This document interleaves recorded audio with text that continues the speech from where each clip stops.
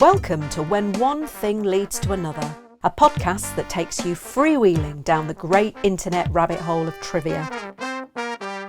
Each week we pick a starting point, and then who knows where all the twists, turns and tangents will take us.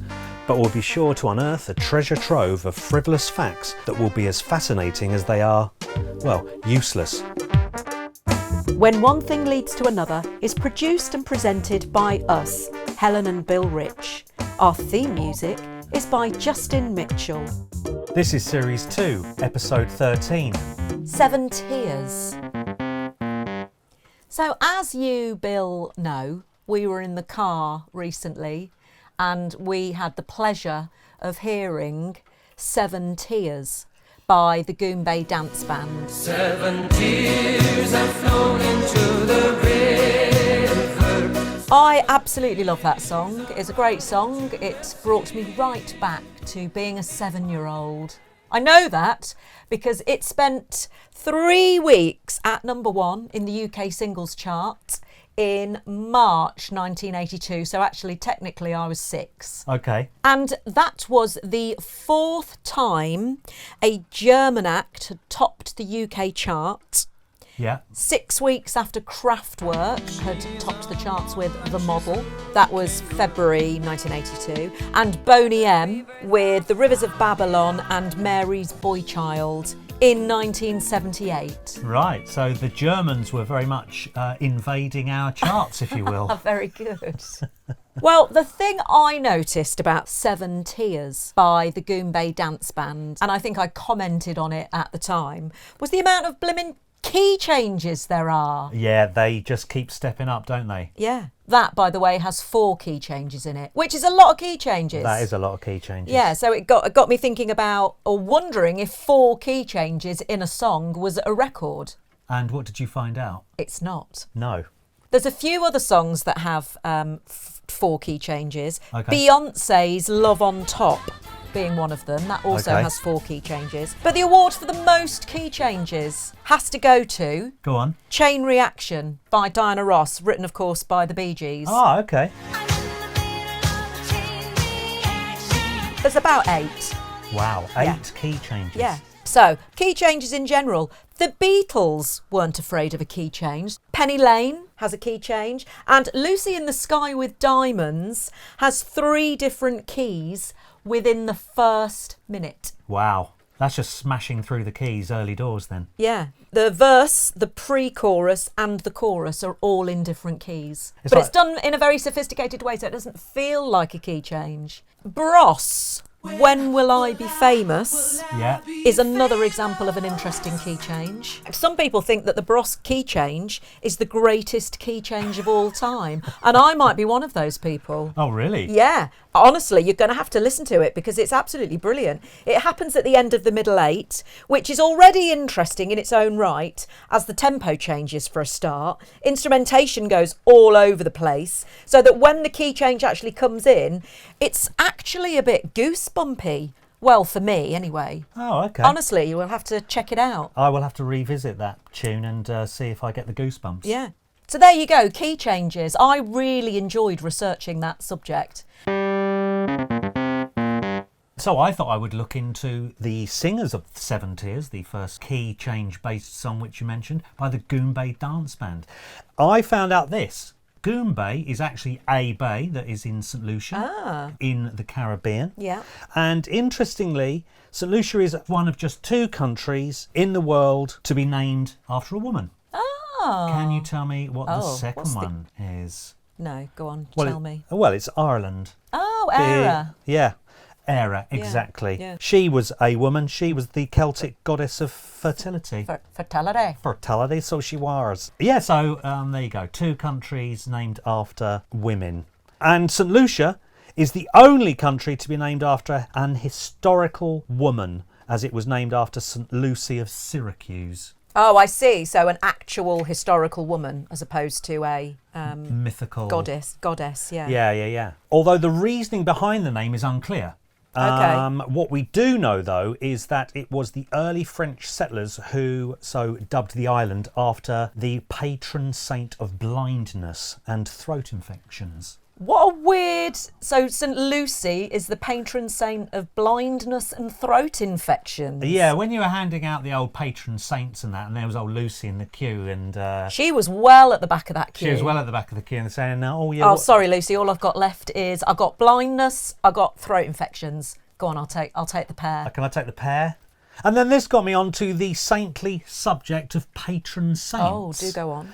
My first flat when I moved to London in Hackney, our patron saint of that flat was Brian Harvey out of E17. Oh, really? Yeah, just amused us. There are some pretty random patron saints out there, and I'm going to give you a few, okay? So St Ambrose. Okay, St Ambrose. Is he the patron saint of custard? Alas not. He is the patron saint of bees. And then we've got Saint Cecilia. Oh, yeah. Okay. Cecilia. Yeah, she's the patron saint of singers, musicians and poets. Oh. And difficult marriages, apparently. Oh, again, weird. Yeah. Maybe that's where Simon and Garfunkel got the inspiration for the lyrics Cecilia. Cecilia, you're breaking my heart. You're shaking my confidence daily. Difficult marriage. And then you've got St Hilary, who is the patron saint of snake bites. Just snake bites. That's pretty specific. Don't ask her if you get bitten by a dog or a spider. She's not interested. Not interested. St Patrick is not only the patron saint of Ireland, as we all know. Yeah. But did you know that he is also the patron saint of Nigeria? Oh. And Montserrat. Well, I did not know that. Yeah, and various cities and regions. For example, Murcia in Spain. Oh. So he gets around, doesn't he, old St Patrick? He was probably quite near the front of the queue then, because they were just dishing them out willy-nilly to old St Pat there. And before his canonisation, St Denis was beheaded, and he is often depicted holding a severed head. Oh, right. What do you think he is the patron saint of? People who behead people, like, you know, what do you call them, executioners? Nearly. Headaches. Oh, well, I'm really enjoying this patron saint countdown. Yeah. So I'm going to join in, if I may. Go on in. I found a few good ones. St Bibiana is the patron saint of hangovers. So I should maybe offer some prayers up to St Bibiana next time I have a bit of hangxiety. Yeah, exactly. She's your go-to saint. Yeah. St Drogo was so afflicted by a mystery ailment that made him physically repulsive that he's now considered the patron saint of unattractive people. Good grief. Entirely unrelated, he's also the patron saint of coffee houses. Wow. Yeah, so there you go. And then you've got St Julian the Hospitaller. Right. Which isn't easy to say, but his name refers to the fact that he opened a hostel for travellers and dedicated his life to providing hospitality for the sick and needy. Okay. And I was thinking, I like the sound of this guy, until I then read that he only did this after he'd killed his parents. Oh, right. And for that reason, he's the patron saint of murderers. Why on earth would murderers need a patron saint? Redemption, maybe. Yeah. I don't know. Okay. Well, I went down a rabbit hole after reading about St Drogo, you know, the patron saint of ugly people and coffee houses. In coffee houses, yeah. So I've got some fun facts about coffee and coffee houses for you. According to legend, 9th century goat herders discovered how caffeine affected their goats, who looked like they were dancing, probably high on caffeine, after eating the coffee plant's fruit. Oh, okay. And after that discovery, the cup of coffee as we know it was born when a local monk made a drink with the product and discovered that it kept him awake all night. Wow. And the first actual cafe is said to have opened in 1550 in Constantinople. And it wasn't until the 17th century that cafes opened in Italy, France, Germany and England. Right. Yeah. And coffee was introduced to Londoners in 1652 by an eccentric Greek by the name of Pasqua Rosé. Wow. Yeah, he was brought to England from Turkey by his former employer, merchant Daniel Edwards. And Pasqua started selling a black gritty liquid called cave, Kaveh, Cave. And by 1663, so, 11 years later, there were 82 coffee houses in London. And 40 years later, there were more than 500. Wow. So coffee became popular in England before tea. Oh, so wow. they were brought to London around the same time. But at the beginning, coffee was way more popular than tea due to the lower prices of it. Well, how about that? Yeah. And in his diaries, Samuel Pepys recorded the stimulating conversations he overheard at the coffee houses he frequented. And most coffee houses catered to a specific clientele. Right. The Grecian Coffee House near Fleet Street was a meeting place for Whigs, the old political party, the old Liberals. Yeah, okay. As well as members of the Royal Society, like Isaac Newton, who once dissected a dolphin on one of the tables in the coffee house. Wow. Meanwhile, poets John Dryden, Alexander Pope and writer Jonathan Swift held court at Will's Coffee House. Jonathan Swift probably liked to tell a fart joke or two over a coffee there. I imagine he would have done. Yeah. Do you know which country drinks the most coffee? I'll have a guess. Italy. Yeah, that would be a very good guess.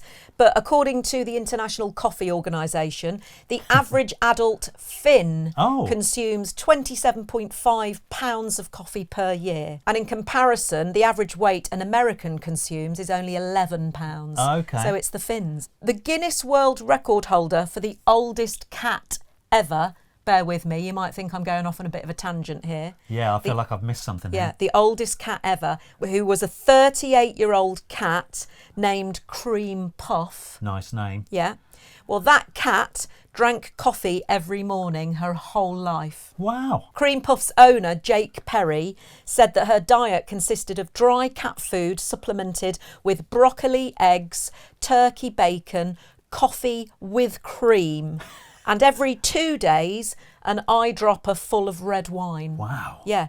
Perry claimed that this diet was key to her longevity and that the wine circulated the arteries. God, I tell you what, old Cream Puff lived the life of Riley. Yeah. I then, if I may now, that's taken me off on another tangent, had the joy of reading about a few famous cats, one of whom was Kathmandu of the Monster Raving Loony Party. Do you know who Kathmandu is?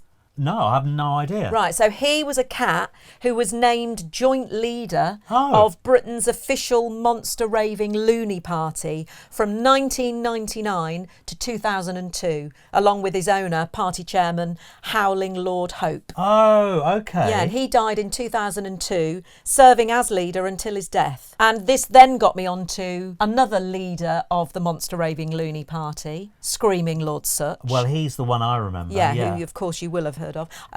He had quite a musical career before the Monster Raving Loony Party in the 60s. Right, no, I didn't know that. Yeah, he released a song called Jack the Ripper in 1963. There's a man walks the streets of London late at night. Right. Which was actually banned by the BBC. Okay. Yeah. He also released an album called Lord Sutch and Heavy Friends in 1969, which was him, Jimmy Page, Jeff Beck, John Bonham, amongst other respected musicians. But that all turned sour, though, as, according to Jimmy Page, it was only supposed to be a bit of a jam session, a bit of messing around in the studio, just for larks, really. And Screaming Lord Sutch released it. And that album has been voted the worst album of all time in a 1998 BBC poll. Well, I thought I'd have a little deeper look into the Monster Raving Loony Party. Oh, yeah. Seeing as that's where we seem to be. Now, did you know that, despite its satirical nature, some of the pledges that featured in the Loony manifestos have actually become law? Oh, really? Rather interestingly, such as passports for pets. Oh, brilliant, brilliant. The abolition of dog licences. Oh, right. Okay. And, one of my favourites, the all-day pub openings. Oh. Yeah. Not so loony then. Not so loony. Other suggestions, so far unadopted, included minting a 99p coin. Oh, okay. Well, that would be useful if you went into the 99p shop. And I sort of think of the Monster Raving Loony Party as having their sort of heyday in the sort of 80s and 90s. Yeah. Right? But I read with great interest here, their biggest share of the votes actually came in the 2019 general election, Wow. where they got 9,739 votes. Wow. And then I veered onto another, let's say, quirky political figure, Count Binface. Count Binface. He's I like Count Binface. Yeah, he's sort of like the new Lord Sutch, isn't he, I Yeah. suppose? And here are some of Count Binface's policies. Okay. Are you ready? 1, bring back CFAX. I am right behind him on that. I bloody loved CFAX. Okay. Or the jokes page. Anyway, yes, go on, tell me more. Nationalise Adele, which is rather good. Rename London Bridge to Phoebe Waller Bridge. Okay, right. Okay, yeah. we're getting a bit silly now. And move the hand dryer in the men's toilet at Uxbridge's Crown and Treaty pub to a more sensible position. Okay, that's very specific. There is nothing worse than a ill-positioned hand dryer in the toilets, though, in a really? pub. Really? Yeah, happens all the time. Really? Yeah, they'd be right by the door or something, and so people coming in and they Yeah. disturb you as you're trying to dry your hands. Oh, yeah. And Count Binface, he stood in the London mayoral election in 2021. You Yeah, he might did. remember that. He did, yeah. Yeah, and some of his policies while standing for Mayor of London, Oh, yeah, some were quite sensible, weren't they? right, was for London to rejoin the EU. Yeah, well, yeah, namely that. Loud snacks to be banned from theatres. Yeah, you see, I like this guy. He makes sense. And the use of the speakerphone function on mobile phones to be banned in public. Yeah, I think I'd agree with him yes, on that too. totally. And any offenders caught would be forced to watch the film version of Cats every day for a year. Now, I think that might be a little bit too cruel.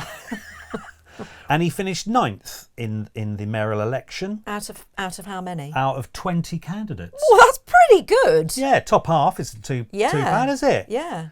So How many votes did he get? Do you know? Yeah, he got nearly 25,000 votes, That's not bad. which isn't too bad, yeah, is it? 9th out of 20. So somebody called Count Binface beat 11 other candidates. Yeah, you wouldn't want to be one of those other 11 candidates. Yeah. Staying on the subject of mayors, Okay. mayors and cats, actually, to be specific, Stubbs was an American cat who was the mayor of Talkeetna, Alaska, from July 1997 until his death in July 2017. Okay, I get it now. You Yeah. threw me. I was thinking mayors and cats. Where are you going with this? So a cat was mayor of a town in Alaska for 20 years. 20 years. Yeah. I can't imagine what his policies would have been. Yeah. Free tuna for cats. Scratching posts every 20 yards down Main Street. Yeah. And Mayor Bobby Tufts of Dorset, Minnesota, wasn't a cat. Oh, right. He was a human, albeit one of very few years, because he became mayor at the ripe old age of 4. What? And he served 2 terms before being succeeded by a 16-year-old.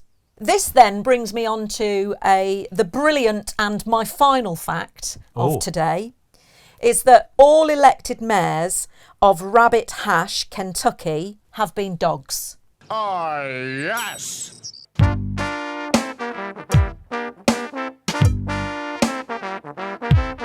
Thank you for listening to When One Thing Leads to Another, a podcast produced and presented by us, Helen and Bill Rich. If you've enjoyed this episode, then please rate and review us on wherever you get your podcasts. And don't forget to subscribe, and that way you'll never miss an episode.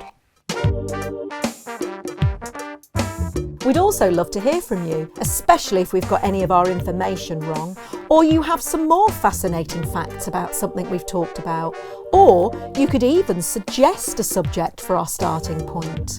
Our email address is whenonethingleads@gmail.com.